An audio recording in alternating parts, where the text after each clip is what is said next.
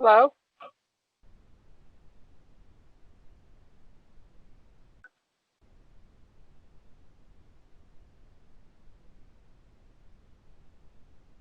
Can you hear me?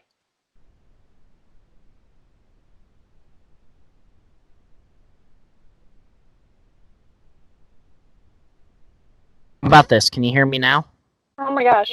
Yeah, Sorry, let me readjust that. that was loud. That was sudden. Let me put some headphones on, then we can get started. Okay. I don't have a webcam on this computer, so yeah. Hey, goof. And then I guess we're just gonna have to stare at my dumb face. It's okay. I'll be playing Minecraft while we talk. Uh, Okay. so what's up? I mean, you know why I asked you to do this, right? I know approximately why you asked me to do this.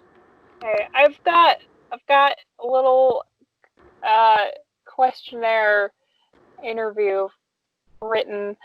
It's 12 questions. Ow, I hit my elbow.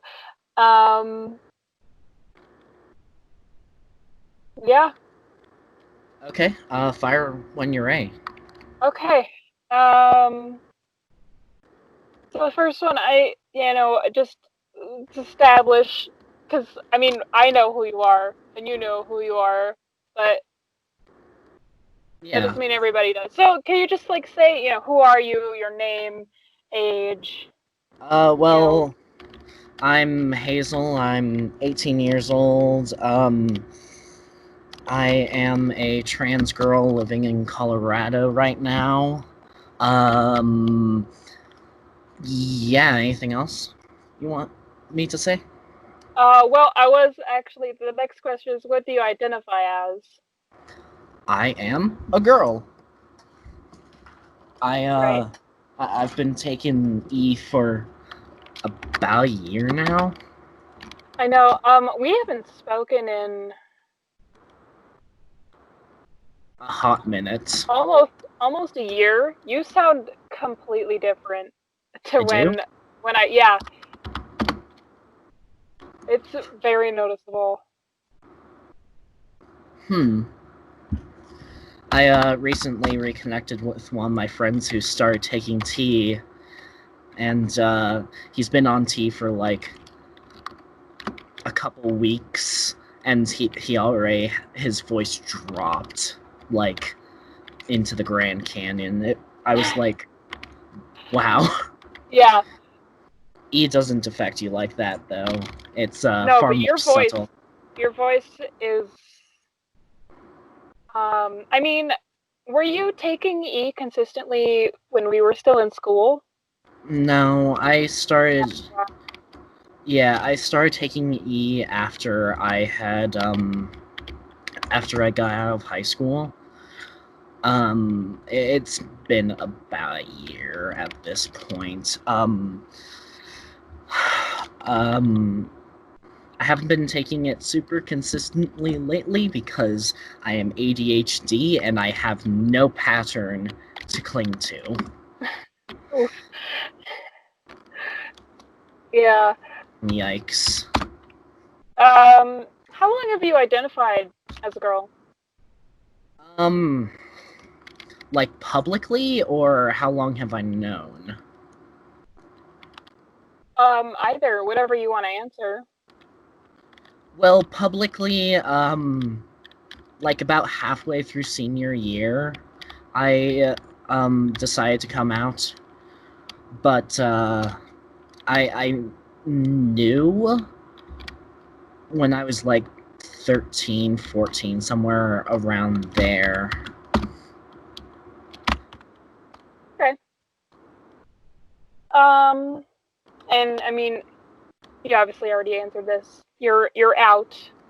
I mean, I don't know how you could not be if you're like taking E and you physically look different. It's kind of hard to not be out. Yeah, it's it makes family gatherings with the religious side of my family hard. Yeah. So why did you decide to come out when you did? Um, well, I had recently started therapy, and I had this really supportive girlfriend at the time who was like, if you want to come out, and of course I did because I was sick of being called he and my dead name and shit like that. He was, and she was like, yeah, you should totally come out. If if that's what you want, you should do it. So I did. She was super supportive, and yeah, it was great. That's really nice. So, you know that Pride Month is coming up, and Mm-hmm. all of that. So what does Pride mean to you? Um, I don't know. I've never really participated in Pride Month because I have big anxiety. Uh, but I guess for me, it's being who you are without being having to be afraid, I guess, would be the best way to put it. Because so often people are afraid to be who they are. And that kind of, fucking sucks. Yeah. Yeah, so you think it's a why so is am I correct in sort of assuming that you think that it's important to have pride because it's important to be able to be who you are? Yeah, yeah, approximately, yeah. Um, like, when I was super closeted, I was fucking messed up. It was the worst. I hated myself. I mean, I still do, but this time for different reasons. uh, Jeez. I hated myself. I was constantly suicidal. And I wouldn't admit to myself that I was depressed and that I needed to do something about it. I couldn't admit it. I was just so fucking afraid. And I think that weighs heavily, heavily on a person's conscience. I know that it did on mine, and I don't see why it would be different for somebody else.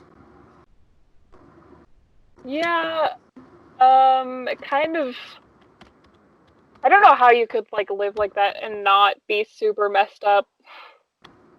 Yeah, it was the worst because I went to this high school. No, not high school. I went to this elementary school, and it was like really in the ghetto because we couldn't fucking afford to live, and I was bullied relentlessly. I was always too feminine because at that school, you know, being macho was the thing that guys did. Even the women there were like, you couldn't show any kind of weakness. So I did what everybody else did. I took my feelings, shoved them as deep down as I could, and then pretended I was okay. That I'm still dealing with that. That fucked me up for so long because I couldn't be who I wanted to be. I couldn't be who I actually was. Fucking Yeah, worst. it sounds like it. Yeah, schools like that, I don't want to generalize ghetto life, but they have this heavy, heavy emphasis on being strong because they've been disenfranchised their entire life.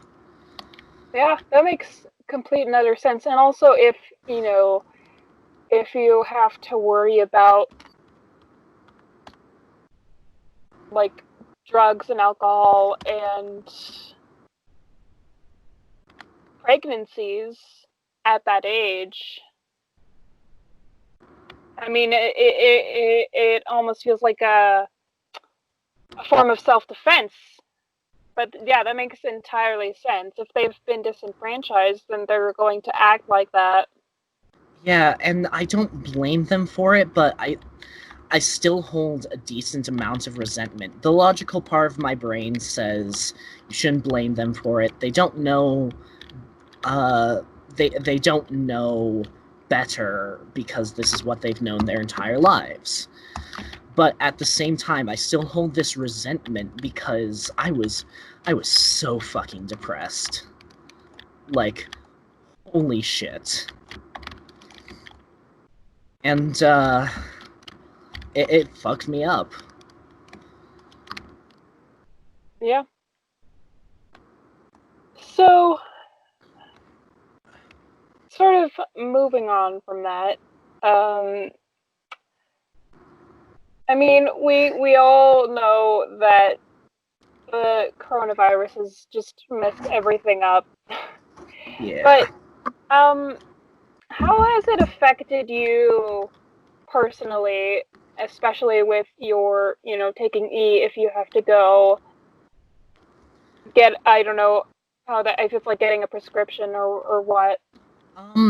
That part hasn't been messed up too much, but I need to get blood work done, which is the big problem, which means that I have to go to, like, a clinic. I actually have a telehealth appointment coming up, and I need to go out and, get blood work done, because I can't do it at home. That would be fucking cool if I could, but I can't. Right. Um, it hasn't been too bad for me, but besides the boredom, like, I'm so fucking bored. um, I mean, what if I can't really think of any specific way that my life has been affected besides the boredom. All right. That's fine. Um, so what made you agree to do this interview? Well, mostly because you're my friend, and I knew that you wouldn't, like, take this out of context or do anything wrong with it. I trust you as a person, and I appreciate your friendship. So I thought that I'd give back a little bit. That is very sweet. Well, thank you for doing this. You're I know it's a welcome. little random. That's totally fine. So is there anything else you would like to say? Um, Nothing that I can really think of. I mean, people people should be who they are on the inside. And I wish that in this country people could be who they are, but there are so many people in situations that just can't be who they are. And I hope that one day we can eventually remedy that. But honestly, I'm a bit of a nihilist, so I don't have a lot of confidence. Yeah, you are. You are a nihilist. Yeah, especially back in high school. Oof! I was an edgy bitch back then. I mean, everybody kind of is, though, in high school. Yeah. High school fucks everyone up. High school's the worst.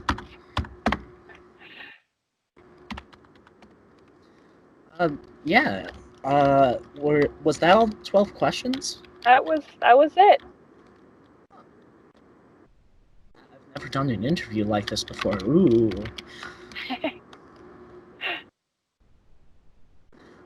Yeah, that's all I've got to say. Okay, well, thank you. You're welcome. Have a good day. You too.